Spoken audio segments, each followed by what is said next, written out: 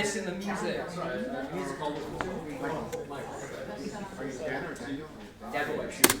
We're just waiting for it to come back up again. How long has it been down? How will we know? What time is EDT? It feels like it's been a while now. Oh well. Fuck. Damn, I hate my socks. Where is it, my socks? Yeah. Hello and welcome to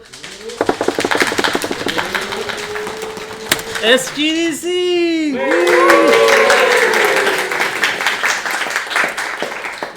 I'm your not pedophile host, Epstein. I'm sorry, now when we don't have the real one, now I have to make up my own and my head is fucked. Hey! No. I mean, this is a perfect opportunity to ask someone to like, hey, maybe someone else would like to make a new SGDC intro that's not on new grounds. Because this one was made in 2018, I think. So I think it's time for a new one, maybe. With stuff. All right, we have a shit ton of people. That's fun. First person up. Lucy. Yay!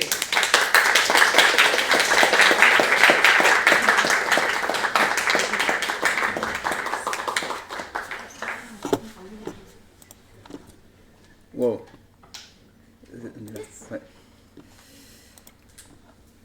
Okay, perfect. Nice. There you go. So I'll start. Hi everyone, I'm Lucy. I'm working with Narrative Games, especially as a 2D artist, working a little bit on UI as well. So I'm presenting with Max today on a visual topic. So I think most of you now know High Schooler, but maybe just to recap, it's a 3D game, but with lots of 2D elements in it. And one of the big important subject that we're thinking about on a daily basis is how can we harmonize our art direction, especially balancing the 3D and the 2D, to have something that is unique but still works and feels like it belongs together. So, as you probably noticed already, if you played the game or tried last Friday, we have this comic book vibe in the UI that I designed with Julia. So this is the kind of element you can see in game. And we also have hand-drawn, organic drawn like character art, which is also very like comic book or at least drawing. So both of these 2D elements are appearing very often in the game, but the rest of the environment is all 3D, with 3D characters, third-person player. So we're like, okay, we need to harmonize everything and to make it fit into this comic book vibe that we wanted to create. So this was like before we tried anything to do this sort of like fit. And now with some work on shaders and textures and many other things, we're in the process, it's not finished obviously, we're really in the process of trying to figure out how to make it look cool. So yeah, we have some work on we're redrawing on textures to try and control it a little bit better and to have like this really organic feel to some of the texture, even in the 3D world. And we also added some like a shader to give like outlines on everything, but Max can talk about it more. And also like we did a texture pass on everything that we had from the asset store to try and make it belong a little bit more to the art direction. And one of the things that we tried, I think it was last week, we started on this. We wanted to add some 2D assets in the 3D environment, which it's a bit difficult to balance, but we're really trying, and some of the results are pretty cool. So when we're inside of buildings, we can still see the outside through windows. And we were thinking, like, first of all, it's going to be very heavy if the whole world is always kind of like there just to be seen through windows. And we also thought it could be a cool opportunity to have some 2D assets that remind us of the comic style that we wanted. Kind of like in Telltale games or other games that we have in our inspirations. And also a bit like old movies where they will shot in studio all the time and they have like props or like panels and behind the windows. Yeah. So this is trying. So Yeah, we're this is trying, like- going this direction to see if it works. That's our first try of putting some assets Yep. around and seeing with the parallax what kind of things we can do. So yeah, I think globally that's what we're working on at the moment. And in terms of challenge and opportunity that this represents, well, the most difficult thing and what we're working on is balancing the 2D and 3D elements. Where can we put 2D when it's going to be too much? How is it going to fit? Max also had like the thought. Yeah, it's like try to optimize also the thing, because since we're also trying to have like this game with a big map, trying to reduce the impact of the terrain, the trees and everything by like reducing also and doing those effects with the 2D billboards of trees to see if it fits the environment. I think we have a slide after that, but yeah. And we try to go in this unique looking game, or trying to find our personality into this. Yeah, for better or worse, I think it's gonna be a game that fit, resemble us and our skills and everything. So yeah, we're still trying to find our mark, but yeah, at least we're trying. Yep, So that's exactly. all I have. I don't have your last. No worries, Okay. no worries. Okay, that's you. it. Thank you. Questions? Yes. You probably said in our presentation, but what engine are you using? Is it Unity? Unity, yeah. Will this be playable tomorrow at playtesting? Yep. It's exactly the outside part is the part I want to try on people tomorrow. Yep. What are you most proud of implementing so far, and what do you want to improve the most so far? I'll say to switch from the basic 3D that we had before to switch to something that start to looks like something that we really, really like, and it's going far from just a asset flip in a way, because that was the beginning of the thing. So now we're getting somewhere.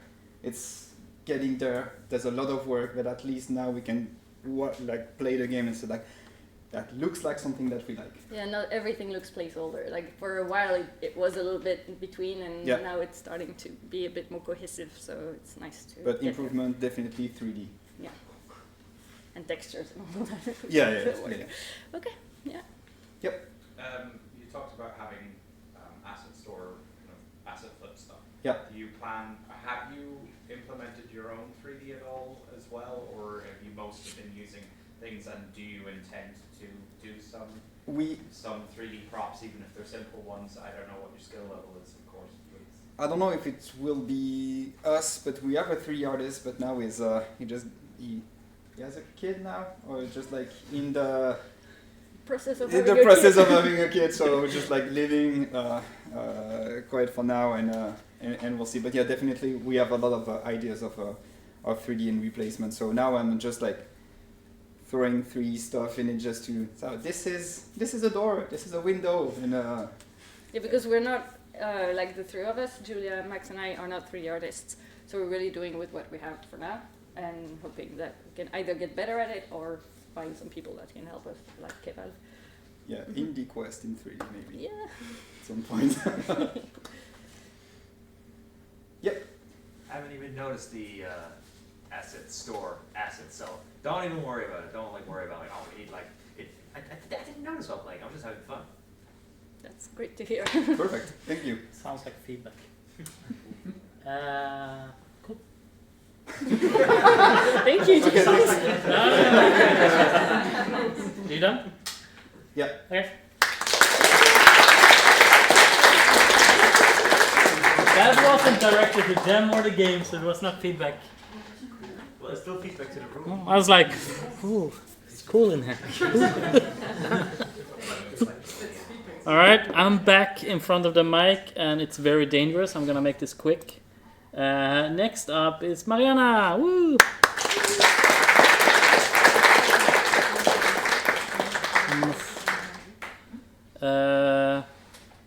Do I read it in her voice?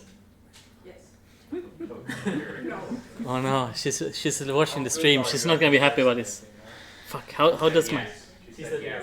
Oh no. Okay. Fuck. Do we have an Estonian in the house? Say a few words. Helen, say a few words. Ivo, say a few words. No, okay. Okay. I've been working on 2 new trailers for Kota 1996. It's still a work in progress, but here we go.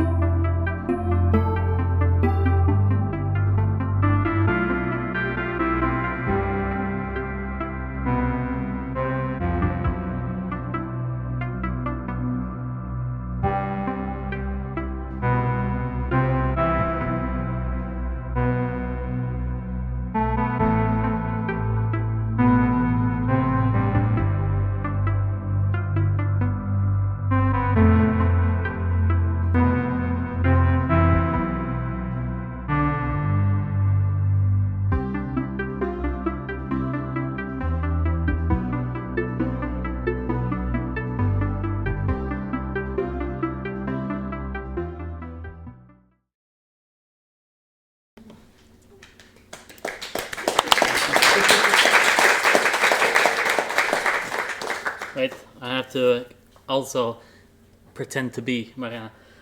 So, yeah, that was the trailer. Anyway,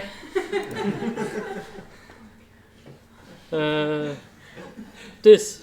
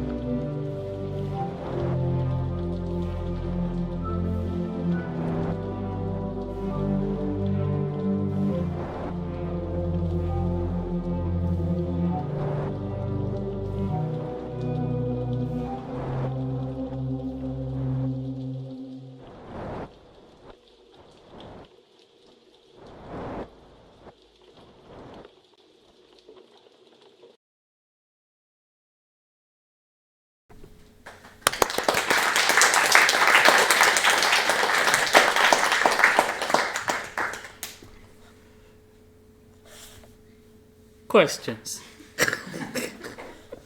I don't know. Yep.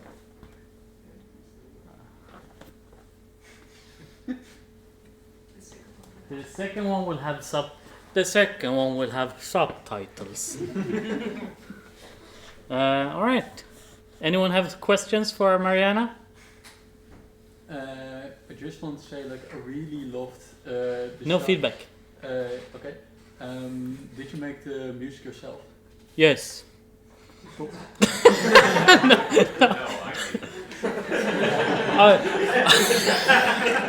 I don't know. I'm not Mariana.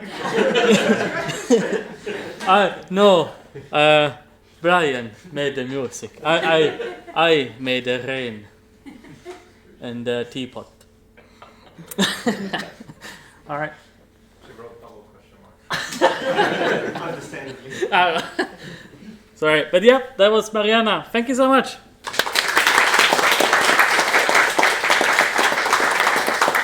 Well, also Flan also made the game and Brian, so some of those claps can be dedicated to them. All right.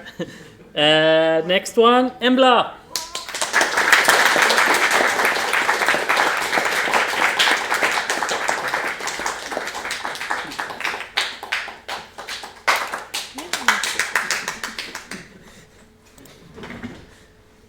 Let's see if it wants to do what I want to do.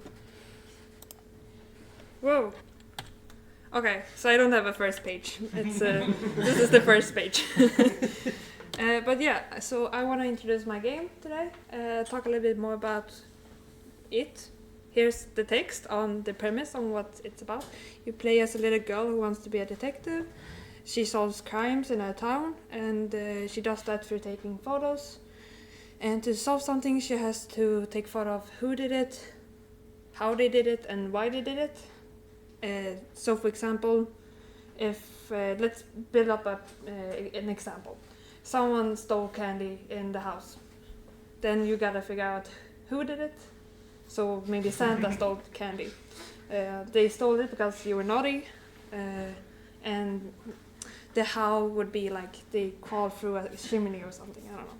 So you got a photo of the Santa, and then the naughty list, and then the chimney. So you basically gotta take photos of the different stuff that, the who, the how, and why. And this is inspired by a childhood show, book, series. They've done a lot of stuff about it. And it's called Lasse-Majas Detektivbyrå, a Swedish thing. But it's kids go detective stuff. Yeah. So, a little bit on my progress. So this is an early video of how it looked in the beginning. And this is how it looks now. So I don't have that many videos of very early in the game because I didn't just... this is the first one I could find.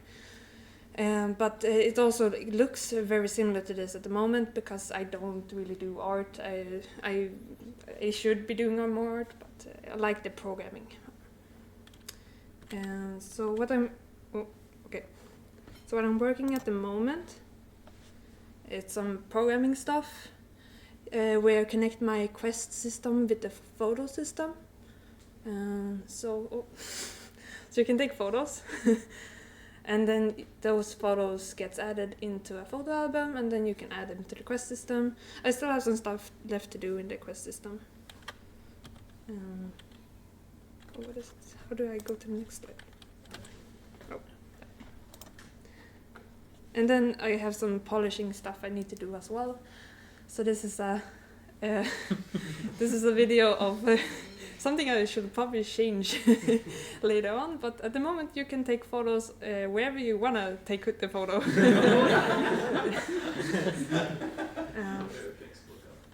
Yeah.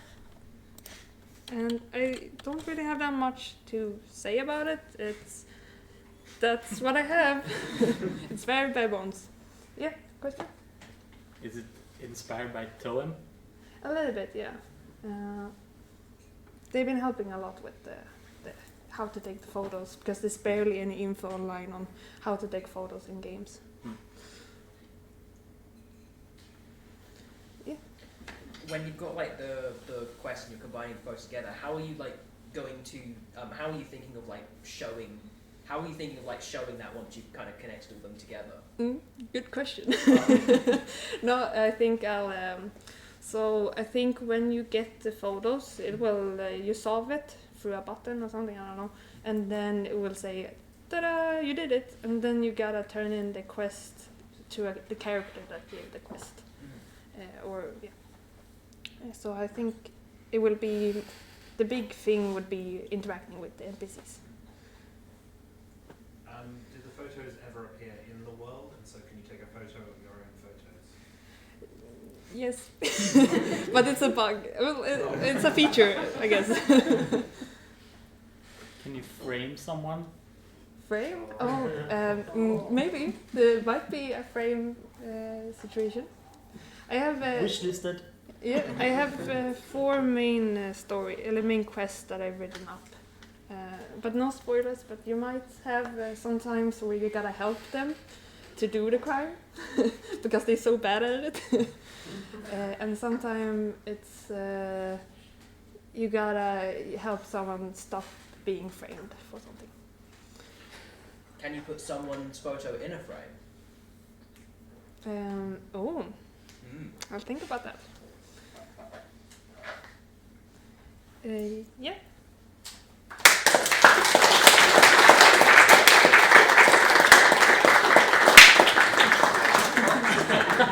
No, it's too loud.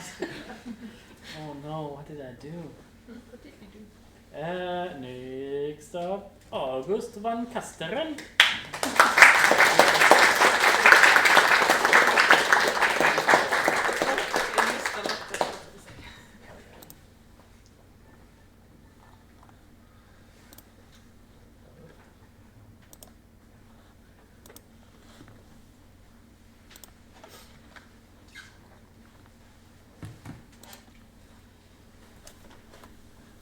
All right.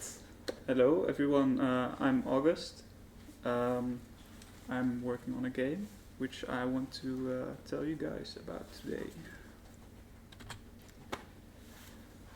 So my game is called Royal Crusade. It's an online PvP game. It's free to play, and you will be able to play it in the browser. It's also strategy oriented. And games will last a few weeks. I have a few screenshots that kind of explain or outline 4 kind of different things you can focus on in the game. So one of them is upgrading stuff. So this is an example of like a building upgrade. The black and white UI is placeholder. It will be replaced by the other UI.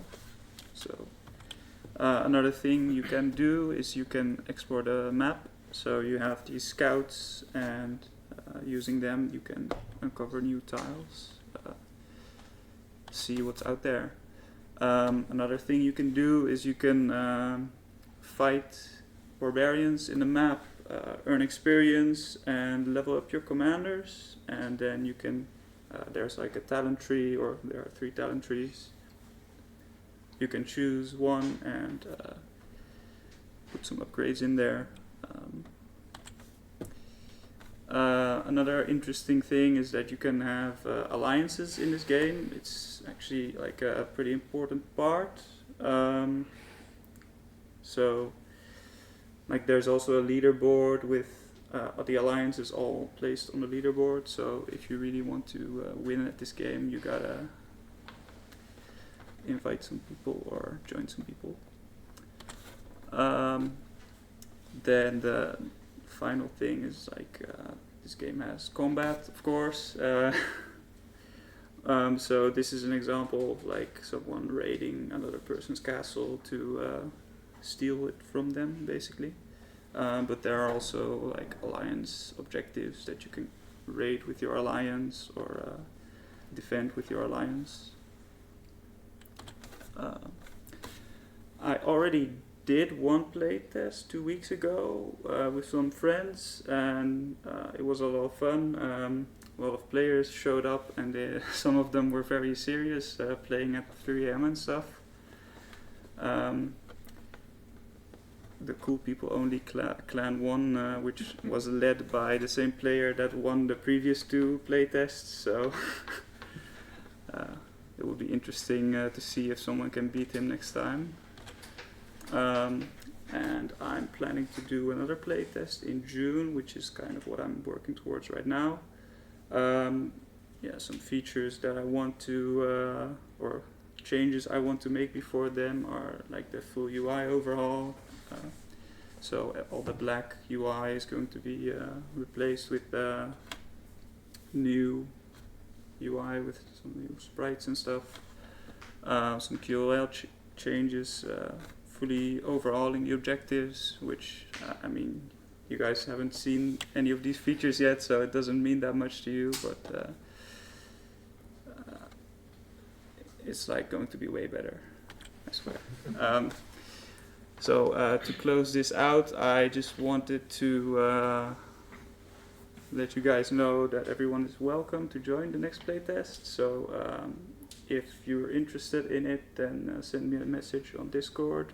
I'm in the Spelkollektivet at Discord, of course, and that way I can invite you once the time is ready. That was it for me. Anyone have some questions? What are your inspirations for this game? Well, I kind of have games that are my inspiration, but also my counter inspiration, because they have things that I like a lot. So, for example, Rise of Kingdoms or Clash of Clans are like games that I like aspects of, but they also have some very big downsides, like the pay-to-win aspects, or the fact that if someone has been playing longer than you, they ultimately just beat you at everything. So those are some things I want to do differently. Have you tried Travian or briefly? Darklight, Yeah, Star Kingdoms? It's fairly similar to Travian, but I think the main difference in my case is that Travian is also very punishing. So you can just lose everything in Travian. But in my game, you can use your units, but you cannot really lose your general progression. So you'll always have something to fall back on. How are you hosting this, and how do you plan to post it later? It's currently just running on a bare metal machine somewhere in the cloud, and I'm going to keep it like that for the foreseeable future. I think it should be fine until I have like 1,000 players or something, then I need to upgrade. How long have you been working on the game, and how did you grow that audience of people that are joining your playtest? I've been working on it for like 1.5, nearly 2 years. Well, that's the age of the repository, although the ideas are older than that. And yeah, the people that were playtesting are mostly just friends and family. I did also have a Discord with 200 people from my previous games, but not many of them actually showed up for this playtest. So you're renting the server space right now, and if so, how much do you actually pay for it? It's $100 a month, but I'm only using like 1% of the CPU, so I should have probably kept with the cheaper one first. $100 per month. Okay, so I'm guessing you have a side job to keep this up then. Yeah. Yeah. A two-part question, kind of. What are your favorite games? What's your favorite game? And also, what kind of games have you worked on previously? My favorite games, I guess I would say like League of Legends, Old School RuneScape, and Maple Story, although I don't really play League anymore because of Vanguard. And what was the other question? What kind of games are the previous games that you made? Friends? Yeah, so before this I made 2 little incremental games that I spent a few weeks on, but besides that, mostly just prototypes, and I made some ray tracers as well, but those aren't really games.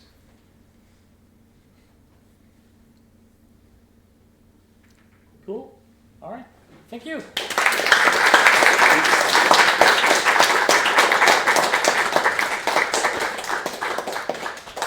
I have a shitty deal for you later. Next up, Joris.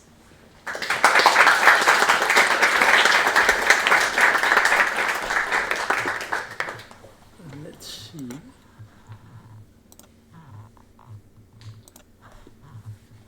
Cool, things are working. Hello tiny people in the chat. I am Joris Rudolfs. I've been making games for 16 years. I have released 13 games and I'm still not sick of it. And here are a couple of the projects that I'm most proud of.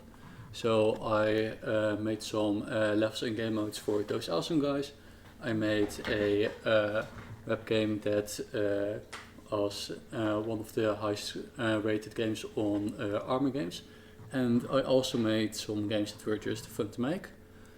I came to Spel because I have been working mainly on commercial projects, and I wanted to make games for fun again. So normally I make, as you can see, like very arcadey, bite-sized games. And now I'm working on something convoluted, ugly as shit, and complex as heck. That's it. And yes. What's your favorite games and stuff? So I was like, he already answered the other question. I realized after I started. Mm-hmm. Yeah. I like mixing it up. So I play a lot of different games just for a couple of hours to experience something new. The game I definitely played the most is Halo Reach, because I love the story. At the end, and that you can like make your own levels. Played a lot of custom game modes online, so that was a lot of fun. Definitely not something I'm into anymore, but really like part of my identity. Okay. Anyone else?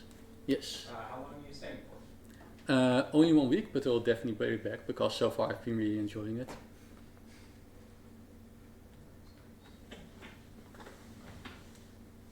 All right. Thank you.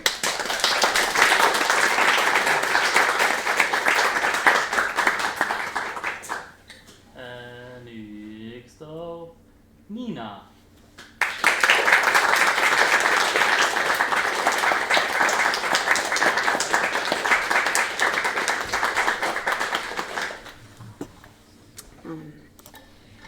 Get ready for 15 minutes of Dice Gambit. Some of you are going to show houses.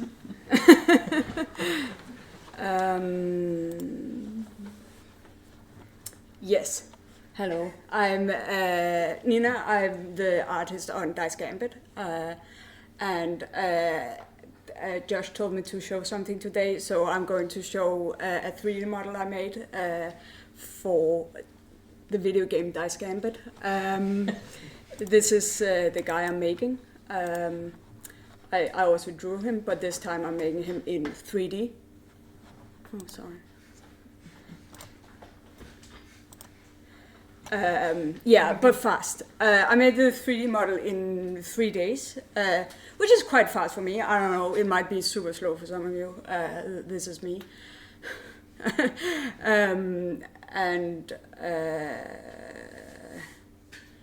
Yeah, it's like, since we are like top down, it's for a boss fight where he is the one you're fighting. And since it's top down, it don't really need to have a lot of detail, so I just need to make it look good from far away. Oh yeah, shit, I had videos. It's good I wrote show video 1, because otherwise I've forgotten. You can see I already have a base model that we use for all the characters, which has a rig. I do need to like reskin it when that time comes, but otherwise I can show you if you go for it. Yeah, the hair. I liked how this looked because I just was working down here, so it looks cool. So pretty low poly, pretty easy. It doesn't need to be anything big because we're seeing it from far away. Then I'm texturing it in Substance and Substance Painter, and as you can see, I'm just texturing it. It's pretty fast. Not too much detail. A little bit of detail, but just looking at my concept of him and then going through all that. This is the fun part. I add line art afterwards on a different layer, and I don't know, then it looks cool. You can see his face. like you get some of these like fake shadows, which I like. It's like only do a few like geometry pieces actually like sticking out in 3D, because we don't really need to have too much, and then I kind of like cheat some of the shadows, as you can see, and like add a bit of depth to it with the line art, and so it's like hand drawn, but not like too hand drawn. I don't know, not too much time spent on it.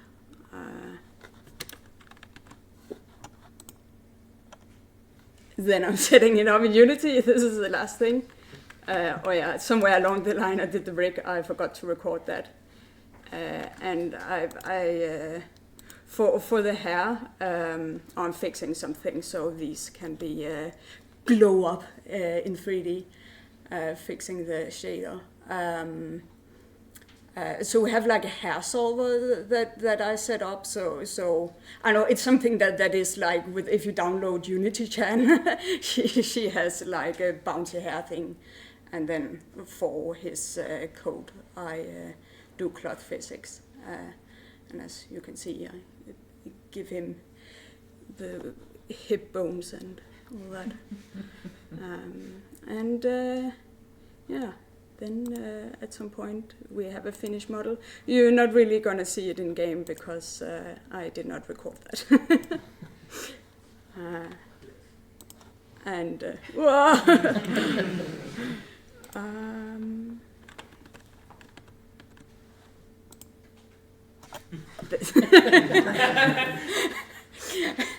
That's it. Thank you. Any speed hacks for 3D modeling? Yes. Like I think I know I what I like to do a lot is just keep it as low poly as possible. I like my style also, like, I don't know, I feel like I'm a bit lucky in that sense that, like, I know I draw kind of sharp characters, I would say, like the bit spiky bones. So it's like, it's okay if you have like some, like, you don't have like super smooth curves in 3D or anything. It's just like, I don't know, get the shape, like as much as a shape you want, like as quick as possible. And it's like, in 9 out of 10 cases, like no one is going to look really close at your 3D model. Like again, for example here, like especially, but because we're going to see him from far away. But even if you have a first-person game, like yes, okay, you might want to put some extra polygons on like the character you're gonna kiss or whatever. Like, but like the shelf in the corner, it's like I don't know, it's okay. Like, it can do without those extra polygons. Like, it doesn't need to be perfect because no one is gonna fucking look at it. And like, I think a good example is like, I think like the best looking games is like FromSoft games, and if you actually go really close and like stand like this in a bush in like Elden Ring, it's like, it's really like, it's not a lot of polygons, like the textures honestly looks a bit bad, but it doesn't fucking matter because you're going to see it from far away, and when you go up and you look at that vista and you're like, wow, this is the like craziest shit I've ever seen, that's enough. Everyone is sold, and that's what matters. Big picture. Brian. You talked about your art style. You say it's like kind of pointy, or at least for this game, it's kind of angular. Do you find, because of the faraway perspective, do you lean into more pointiness in the 3D model than you would in the concept to kind of accentuate things, or do you try and be as accurate as possible to the concept or the line art? Or I don't try to be very accurate. I'll say again here for Dice Gambit, because it's so far away, I honestly don't care too much. Like, it's just like, does it look good enough? Yeah, all right, continue. And I don't know, especially with when it comes to the 3D, like I've noticed myself sometimes in the texture, I can be like, oh, he needs to have a nice face, and it's like, no, he don't actually need to have a nice face, but we all have our faults. so I'm just like, I just like zoom out, like I keep zooming out to like whatever is about the perspective we have and be like, look good, all right. Yeah. I might be wrong, but this feels like something what Naravan is trying to achieve in some degree. Are you okay with them coming to you asking for advice, perhaps? And if so, where and when would they be able to find you? I'm in the cellar dungeon. The other cellar dungeon.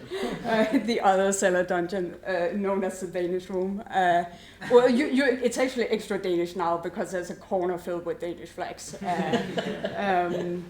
And I'm usually there between 11 and 5 around that time. And anyone is always welcome to come and ask me about things. I have a lot of thoughts about art, some of them mean. But I love talking about art because that's the only thing I do. This is me when I'm that guy when it comes to art. Yeah. All right. Thank you.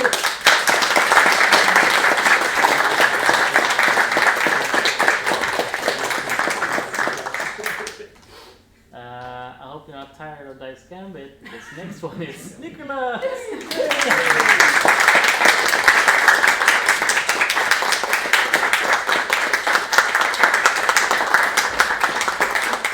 There's a whole platforming section to get over. Hello, I'm Nikos. I have the worst pair of jeans ever. And I also have a presentation. Yes, I'm going to talk about how we did some gameplay recording improvements in our game. Yippee, this is not a fun talk. Yes, so sometimes we make gameplay and we want to show it.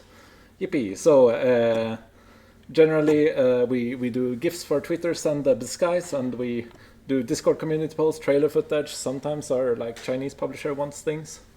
So we want to record. Here's a scenario, for instance. We made an ability for our for a new class we're making, and yeah, I'm gonna show some improvements and stuff, and they might be obvious. Some of them are to some people, and also this is stuff we made over the past kind of year or two. So it's not a concentrated effort that we did. But the default workflow when we first started was not very good. We first make a build so that everything is high quality and high FPS. Then you play the game until you unlock the class in question. Then you roll the ability and hope you actually get it. Then you find a combat. Then you try to get all the right enemies in all the right places. And then you hide the UI and then we record through OBS. And then you try to actually get that recording to look good over multiple tries. And that takes hours. And sometimes the build doesn't work, and you get really sad and upset. So we have some improvements that we made. First of all, console commands. If there's anything if you guys don't have a console, I highly recommend it, because you can just do anything. So we've made a bunch of functions that we can run from the game, and I've also made it so we can run them from startup. We have bind commands so that you can run them from a key, and then from the startup you can bind, and then you can always have those stuff binds. Yeah, very good. Then there's a Unity recorder. We didn't actually know about this. It's fantastic. It allows you to record in editor, so you don't need a build anymore. And you get to control the resolution you're recording, and you get smooth FPS. So even if your game is terrible in performance, it won't show on trailers. And yeah, if you use Unity, I highly recommend it. Bitrate is bad, and when you record, the game slows down massively. Because it wants to record at 4K, or well, for us. I made an ability picker, specifically for our game, so you can pick any ability in the game, so we no longer need to actually unlock that class and find that ability. You can access it through the console, very good. Yippee. There's a scene that just starts a random mission, or however you want to control it, so you can immediately go to combat. And I have made dev abilities, so you can spawn enemies, teleport them, damage them, give them armor if you want to rotate them. Yippee. And there's a recording command that actually uses a Unity recorder to record both with and without UI. and it will open the folder afterwards, so it's super easy. Yeah, so we have a video. This is actually like live almost. We can't full screen, so you'll see it through the little box. So this is me just on my second take, recording the process that previously took hours. Now I can actually show it in a presentation, which is nice. I do cheat. I speed it up at some point because the recording tool slows the game down. But it took 2 minutes to record.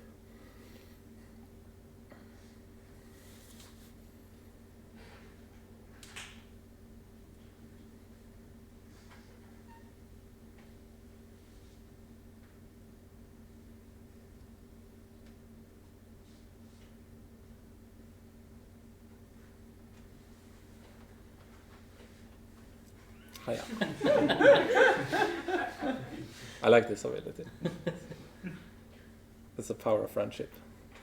And oh, this one has audio. I didn't actually know that. That's funny. Yeah. So that's how that video actually looks. That's like 5 seconds of footage, and it doesn't take hours to get anymore. Yippee! Say me. Thank you. Kind of, I guess. Yeah, so every step is trivialized. This recording took me about 2 minutes. It actually was 2 tries, so 5 minutes instead of hours. And as an additional bonus, doing all of this works also makes debugging very easy and iterating on new features also very quick. Yes, any questions?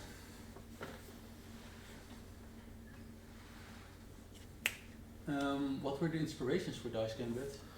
Fire Emblem, Persona, XCOM, very turn-based tactics.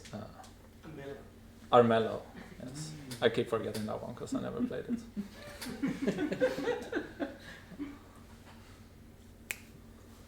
What was your approach to kind of like hook everything up to the console commands? Like, how did you manage that? So I'm using an asset called Quantum Console, which does all that work for me. I just need to add an attribute. I made something similar for Godot, and it was very easy. You kind of just use reflection to find out what functions are there, and then you find every single game object or node that has that attribute as a function, and then you kind of just call that function on every object. If you like. If you come down to the dungeon, I can show you. I don't know. That sounds maybe scarier than it actually is. Sounds like a breach of code of conduct. We learn new things in the dungeon every day. All right, I have a plant in the audience. Can you ask a question, George? What happened to the other recordings? Right. Yeah. So how did I record this? Yes, I have a video of how I recorded this. I use OBS to actually record me recording. So we have a quick video here. That's me recording, and at the very end, you can actually see the OBS if you like. Oh no, that's spoilers. That's spoilers. You might wonder, how did we record this? Well, we had Josh record me. And then you might ask, well, how did that happen? Well, I have a camera that records Josh recording me recording the game. So yeah, that's me. Okay. Oh yes, question. How did you manage the audio recording with the Unity recorder? Do you use F-Mode or Wise for the sound? Audio recording? No, that just comes with the Unity recorder. Kind of just puts the audio in there. You use this like, how did you implement the sound in Unity? Like We're actually just using the default Unity stuff. That's the thing. That's a terrible idea, by the way. You should probably use like F-Mode or Wise if you want to do anything more complicated. But then if you use the recorder from Unity, you don't have the sound. That's the thing. Yeah. I'm just asking that to know if you had like another. Yeah, no, I don't have a solution for that. If anyone has a problem, I bid you good luck.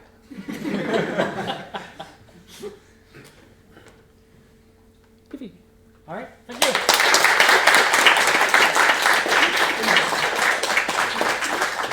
I know it feels like we've been watching Dice Gambit since it was daylight and now it's turning into night. But we have one more.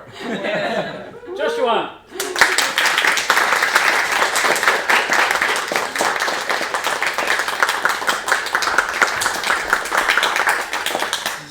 hello.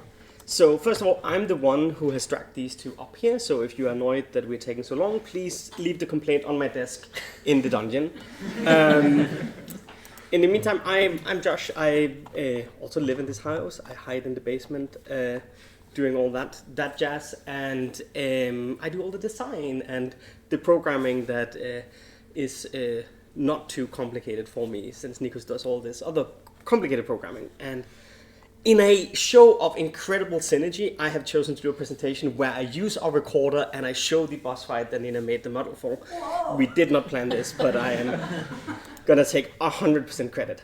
So, very excitingly, the game is almost done. We have just finished off a couple of weeks ago the final boss fight for the game, and I wanted to kind of show those off a little bit. So, towards the end of the game, you will have a confrontation with Alexei. Yes, actually, full spoilers. Get next. I don't know. You'll have a confrontation with Alexei, where, as you can see, this is the 2D model and the 3D model, which is his representation in combat. And this fight is all centered around his personality as a very sneaky guy, always running away from you and casting a bunch of abilities on you. It has a few key mechanics. The first one is what we call Alexei's Plasma Burn. All of his abilities, oh actually that's the wrong one. Well, all of his abilities apply Plasma Burn to you as a player, which is a damage over time debuff that will slowly eat at your characters, and this lasts forever. So you either have to block the power, or you have to spend dice to remove this thing. So the first tenet of this fight is there's an attrition element where players always have to juggle getting to defeat the boss, and also this downward pressure of damage that is always happening. The other big part of the fight is that Alexei is a coward, so he will always be running away. Our arena is this like big central, like circle-ish arena where he will just keep running away from the player. So one of the strategies we want players to do is to find ways to kind of like flank him and surround him. There's like teleporters in the arena and other tools the player can kind of use to do that.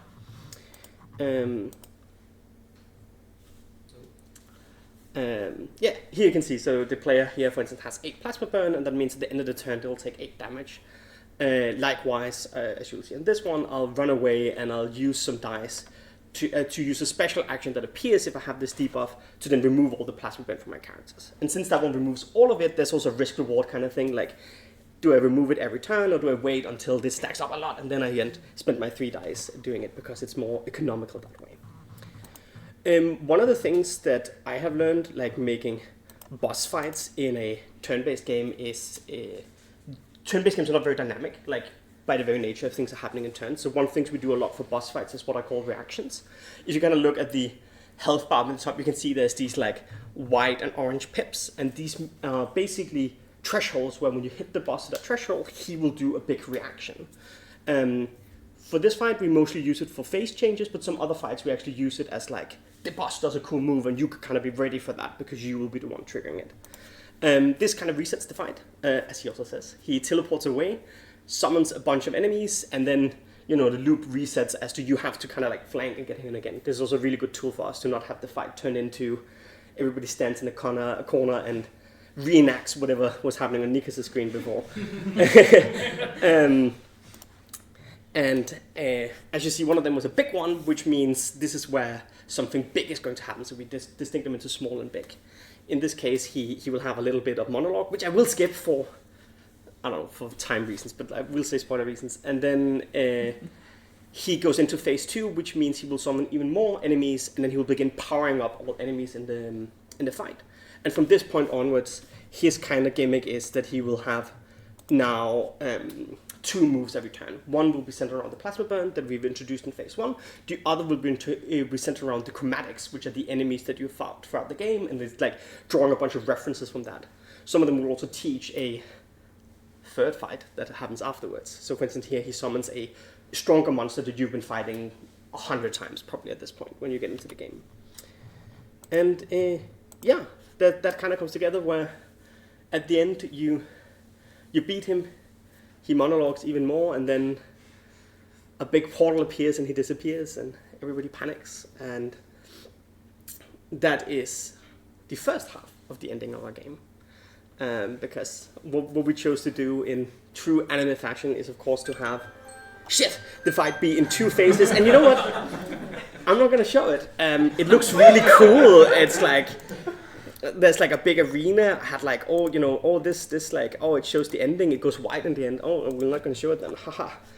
And if you think this looks cool and you would like to try it, too bad.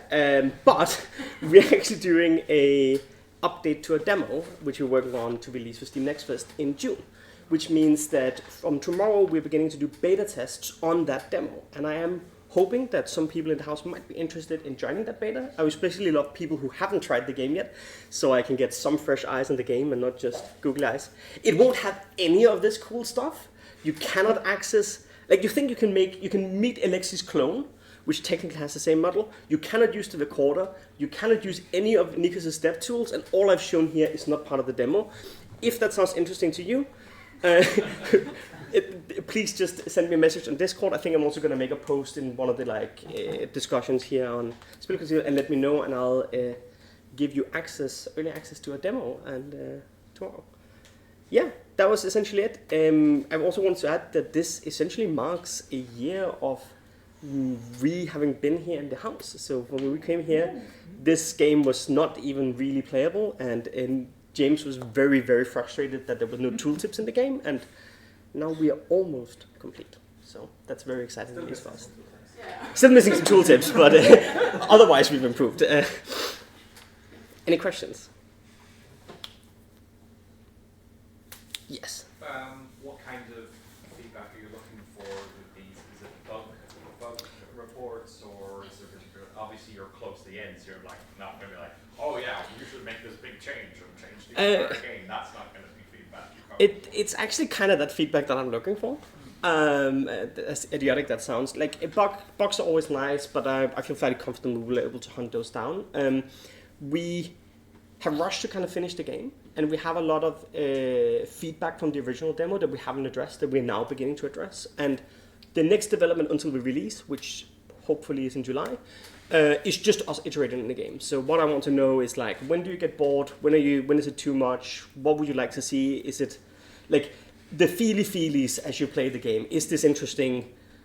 Would you have refunded it by now? Like those types of things, like any kind of those opinions, because we're now in that time of development where that's what I'll do. We have a huge slot of just emptiness where I'm going, do we need more enemies? Do we need more tooltips? Another Unity recorder? I don't know, tell me, and I'm happy to oblige if I agree. All right. Thank you so much.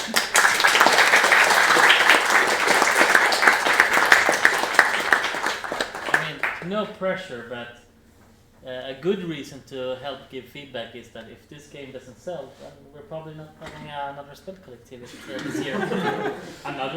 Any. No pressure. No pressure. Don't worry about it. Next up, Emma.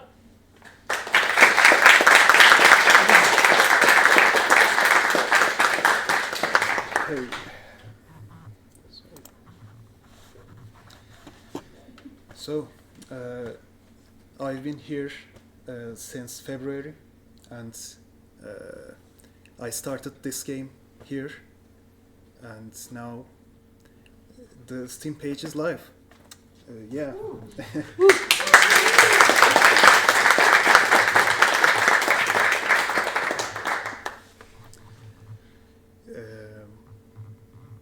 So let me just show you the trailer.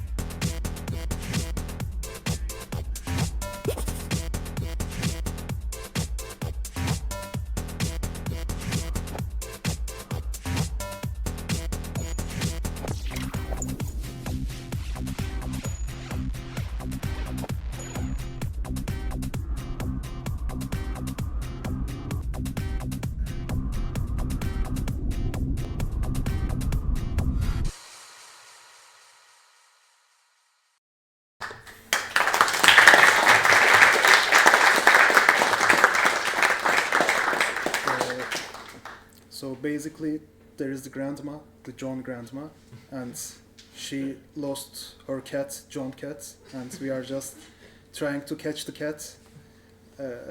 And for that, we are climbing this ridiculous thing. I don't know.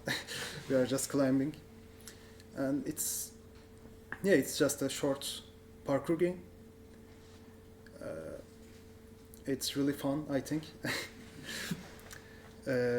You can wishlist it. It would really help. Yeah. Do you have any questions about the game? Yeah. Are there checkpoints in this game, or is it kind of like the only up style if you fall down? No, there are checkpoints. This is not a rage game, so Okay. everyone can play it. It's very generous with the checkpoints and stuff. And there is aim assist and stuff. So I'm trying to make it accessible to everyone. So yeah. Do you have any plans for like time trial or something like that to measure how long it takes to finish it? Yeah, there is a speedrun mode, and you are competing against yourself. You see the cat is running, so it's basically your own recording, and you are racing against yourself in the speedrun mode. Yeah. Yeah. And other than that, I'm leaving this Monday, unfortunately. I hope I will come back at August, maybe. We will see. Yeah. Thanks.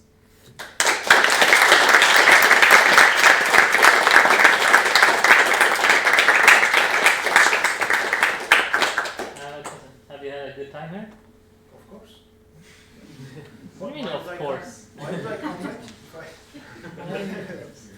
We're known for Stockholm syndrome.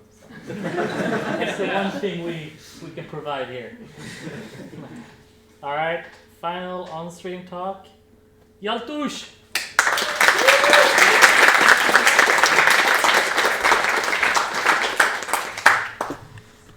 All right. I'm just gonna talk about Munchy Mammals, kind of how we got here. So basically, I released the game a while ago, and then after that, I took a break, and then we came up with like this list of stuff that we wanted to add to the game before I was gonna leave. And yeah, so first I was just kind of supporting the game, going to some conferences, a few patches, and then the next thing was I wanted to make a level editor, because I already had this kind of basic shitty level editor that I used for level competition, that I used to scam some people into making a third of the levels for the game, which I'm doing again, so you can join that now. But yeah, this one basically the main thing was add a coat of paint, and then boom, now we have a level editor in the game, and then you just like had to add more UI for like showing the games and making them bigger and like control support, stuff you don't think about. And then there was the question, okay, we can make levels, but how the fuck do we share the levels?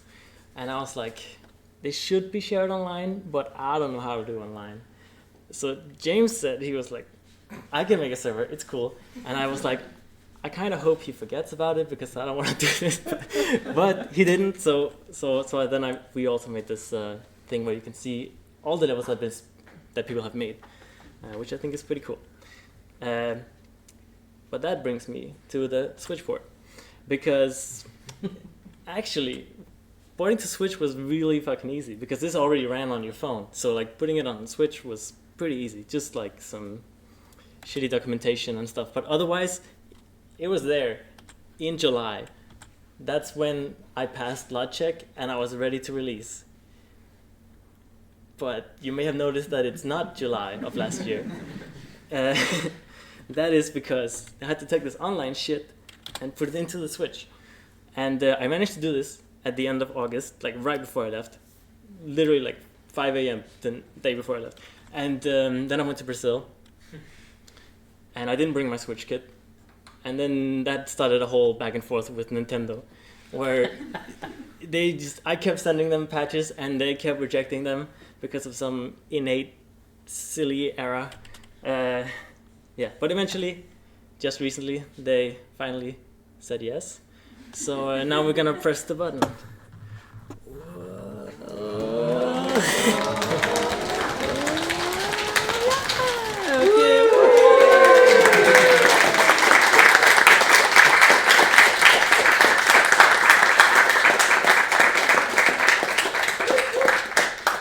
Yeah, so the game is out now on Switch. In fact, it has been out all day because I guess Nintendo just couldn't wait. So, I don't know what's up with that. We were very confused, but it's out. You can get it. And after this, there's still some private presentation, but as soon as SGDC is over, it's party time. We're gonna bring some beers and some chips and some sodas, and I hope some people feel like joining. Questions? Yes. Do you have any idea? I mean, I know how Steam works with like revenue reporting, but do you know how the whole Nintendo shebang will work for you, like, or for Spelkollektivet if it was unpublished, I suppose? How long do you need to wait before you get reports of things and stuff? No idea. Honestly. Publisher also has no idea. I don't even know how to navigate any. Like, I just gave him my login and figure it out. Yes. What questions? Yes. Will people be able to play it here on the big TV on the Switch version? Yeah. So I'm gonna hook up the Switch version for a bit. I'm thinking we will play some of the levels that have already been created. And if that's too boring, you can always get out your phone and make your own levels. There's still a level competition that I kind of forgot to mention, because I assume you've seen it, but you can win a body pillow and some stickers. Wow. Do you have a body pillow here to show? Yeah, here.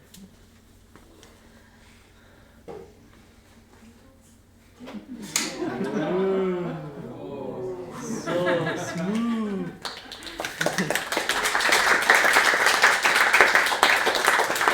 If you don't have a pillow, you can just put a body in it. Yes, it can be used as a costume, as you can see.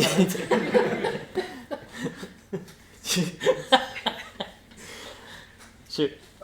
If someone makes a level on the phone, does it show up on Switch and on Steam? Yeah, it shows up everywhere. That's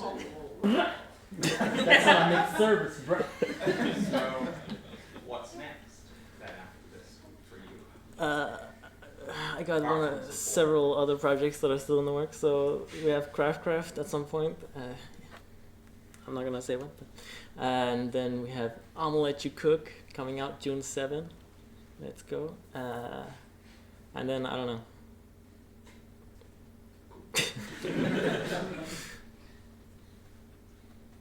That's it. All right. Thank you.